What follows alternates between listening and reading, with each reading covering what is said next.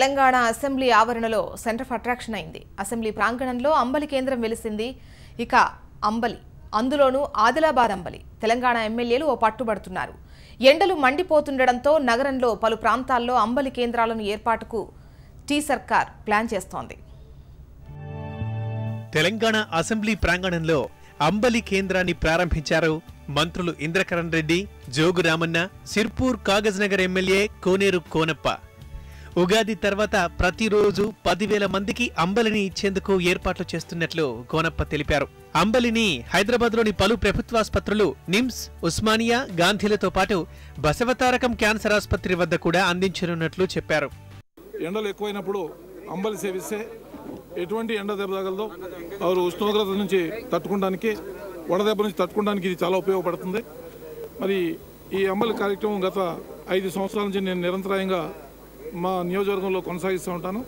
గత సంవత్సరం మన హాస్పిటల్స్ అన్ని హైదరాబాద్లో ఉన్నటువంటి 5-6 హాస్పిటల్, పెద్ద హాస్పిటల్ ముందు మరి అంబలి పంపిణీ చేయడం జరిగింది. ఎందుకంటే రోగులకు ఎండాకాలం పూట ఇది చాలా ఉపయోగకరమైన ఉద్దేశంతో, సేవ చేయాలనే ఉద్దేశంతో ఈ కార్యక్రమం తీసుకున్నాము. ఎండ, వేడి నుంచి అంబలి రక్షణ కల్పిస్తుందన్నారు మంత్రులు జోగు రామన్న, ఇంద్రకరణ్ రెడ్డి.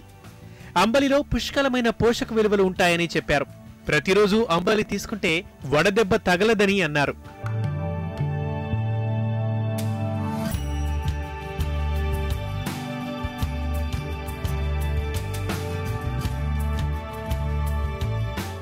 రేపు అయితే ఉగాది పండుగ తర్వాత మరుసటి రోజు నుంచే హైదరాబాద్ ఉన్నటువంటి మరి గాంధీ, ఉస్మానియా, నిలోఫర్, నిమ్స్, మరి ఇంకా మరి నియోజకవర్గంలో, జిల్లాలో కూడా ఇలాంటి కార్యక్రమాలు కొనసాగుతాయి.